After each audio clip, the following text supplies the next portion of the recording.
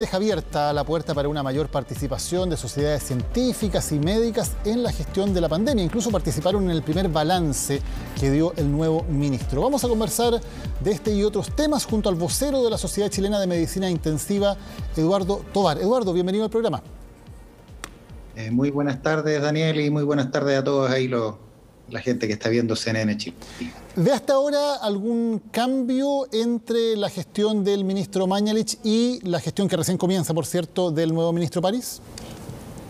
Yo creo que es bien recibido por toda la comunidad el tener apertura, el sumar a representantes de la sociedad civil, de la cual somos parte diferentes sociedades científicas. Hoy día también tuvieron los alcaldes. Entonces, ahora este cambio del mensajero y de la relación con la comunidad también esperamos que vaya acompañado de medidas y de cambio de la estrategia, de manera de poder hacer frente a la pandemia de la mejor forma que podamos, siendo que es bastante complejo a esta altura con tanta transmisión en la comunidad. ¿Cuál es ese cambio que debe realizarse en la estrategia?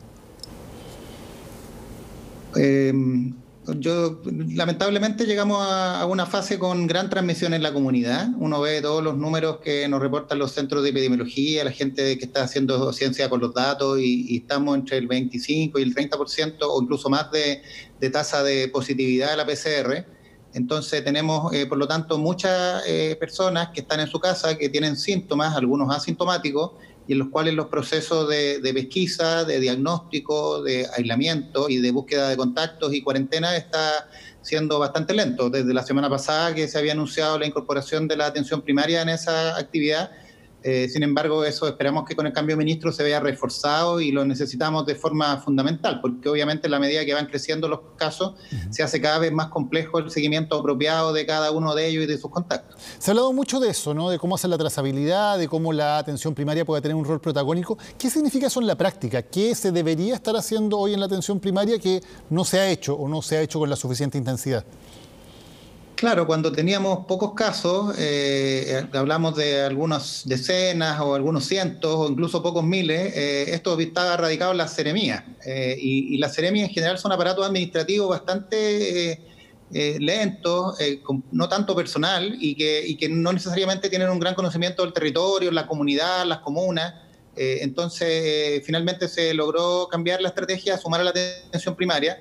Y eso significa muchas veces tener personal capacitado, con los adecuados medios de protección personal, que realice llamadas, que en caso de que no sea ubicable, que se vaya al hogar, de manera que se localice y se favorezca el tema del cumplimiento de la cuarentena efectiva, el uso de las residencias sanitarias cuando no se pueden seguir las recomendaciones en forma adecuada, o el hacinamiento en que vive buena parte de nuestra población.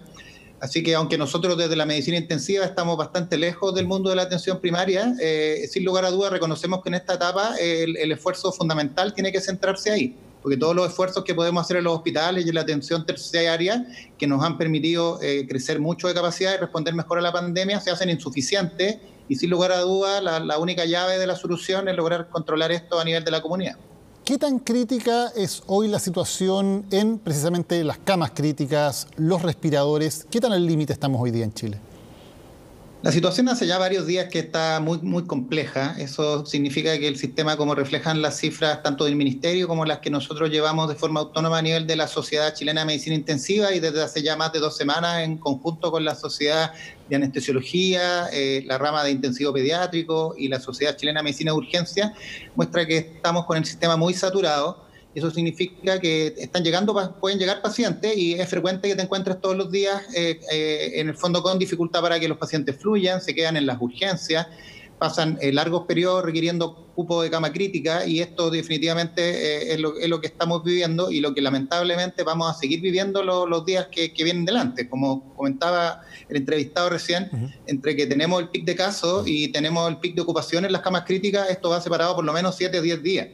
Entonces, nosotros todavía no tenemos certeza de haber llegado al pique en la transmisión, creemos probablemente que no. Entonces, pronosticamos que vamos a estar en un ambiente de saturación de las camas críticas probablemente 2 o 3 meses al menos, y esto no solo repercute en todos los pacientes que están viniendo con COVID-19, sino en una serie de otras patologías habituales del día a día que demandan camas de paciente crítico y que lamentablemente se ven en la disyuntiva de no poder acceder a tiempo a ellas. Eduardo, y para entender correctamente lo que está pasando, ¿esa saturación significa que hay personas que se está demorando mucho en poder entregarles una cama crítica o poder entregarles un respirador? ¿O hay momentos en los cuales definitivamente hay personas que no pueden recibirlo, que pueden fallecer sin haber tenido el acceso a esa atención que necesitaban? Esto es bastante variable acorde a los centros, sin embargo, en diferentes servicios de urgencia y en diferentes hospitales, probablemente ustedes lo han visto también por los medios, las redes sociales, diferentes colegas dicen que esto está sucediendo en diversos centros, digamos. Yo estoy en un hospital universitario, un hospital clínico de la Universidad de Chile, y pese a haber triplicado la capacidad de camas de UCI, estamos ya desde hace unos 10 días que se nos están quedando pacientes ventilados en el servicio de urgencia. Esto ha llegado a ser hasta tener 5 pacientes en ventilación mecánica. Eso obviamente es una situación muy crítica, porque lo ideal es que estos pacientes rápidamente tengan acceso a un cupo, se puedan derivar, pero obviamente ante la gran cantidad de pacientes que demandan cama crítica, la capacidad de gestión y traslado a centros que eventualmente puedan tener esto en la capital o en otras regiones se hace muy complejo. ¿Y las regiones están siendo capaces de soportar esa demanda? Porque sabemos que ha habido muchos traslados antes a la región de Valparaíso, luego también a otros sectores. ¿Tienen las regiones todavía capacidad para sostener esta demanda que está proveyendo Santiago?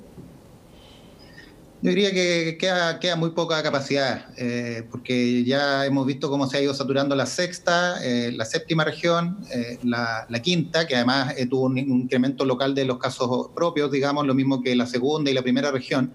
Y hay que considerar que en condiciones normales la cantidad de camas críticas que maneja la región metropolitana se aproxima alrededor del 50% del total. Entonces, la capacidad de otras regiones que tienen mucha menos población de hacer frente a un traslado masivo de pacientes desde la región metropolitana es limitada. Todavía que hay algunas regiones que están alrededor del 60-70% de ocupación, pero ese espacio que nos queda es muy pequeño y la comunidad no tiene que confiarse de esto que decían de que nos quedan 300 ventiladores y todo. Tiene que pensar que la urgencia la tenemos hoy y que hoy día tenemos que hacer lo posible por acatar todas las medidas de distanciamiento físico y de las cuarentenas y el uso de mascarilla, porque la única forma es reducir la transmisión del virus en la comunidad. ¿Se podría pensar o evaluar llevar pacientes al extranjero? Bueno, eso es una decisión que tiene que obviamente tomar el Estado, pero se dio, digamos, nosotros lo vimos en Italia en el momento de la mayor crisis en la región de Lombardía, que se tendieron puentes aéreos hacia Alemania, que en ese momento tuvo un bastante mejor manejo de la crisis. Sin embargo, esto obviamente reside en los organismos correspondientes, digamos. En el caso nuestro en particular, Argentina, ellos en condiciones basales tienen alrededor del doble de camas críticas que tenemos nosotros, y como han hecho una cuarentena bastante prolongada, el pic de casos se ha diferido, pero en los últimos días ya hay noticias de incrementos de casos significativos al otro lado de la cordillera. Así que, sin embargo, pese a que tenemos estas alternativas potenciales, yo creo que el foco tiene que estar en el mensaje a la comunidad muy firme de que van a morir muchas personas en forma por no poder acceder a la asistencia sanitaria correcta, si es que no logramos reducir la transmisión en la comunidad y si no mejoramos la adherencia. Yo cruzo habitualmente 12-15 kilómetros para llegar a mi casa y uno ve efectivamente mucho más autos de lo que debiera haber en una situación de cuarentena. Pero entiendo que cualquier traslado al extranjero tiene que ver, como viéndose usted, con temas diplomáticos, temas políticos, etcétera, pero desde el punto de vista médico, ¿debería ser una alternativa que podamos evaluar al menos? O sea, desde el punto de vista sanitario, podría ser una opción que se pueda evaluar, digamos. Obviamente requiere el beneplácito y el acuerdo de diferentes países, pero efectivamente hay un grupo de pacientes que uno podría considerar que están en condiciones de tolerar un traslado aéreo. De hecho, en Chile lo hemos hecho y se han trasladado pacientes vía aérea de Santiago a Concepción. También se han trasladado otros pacientes por medio terrestre. Es algo que obviamente trasciende lo que nosotros como sociedad podamos hacer, pero más allá de que puedan en las cifras mostrar que quedan algunos ventiladores y de que podrían existir gestiones diplomáticas a este nivel, como sociedad queremos ser bastante claros en mencionar que la única solución a la crisis es tratar de hacer lo que tenemos que hacer en la reducción de la transmisión del virus. Eduardo Tovar, muchísimas gracias por habernos acompañado hoy en CNN. Ya pues, muchas gracias y muy buenas tardes.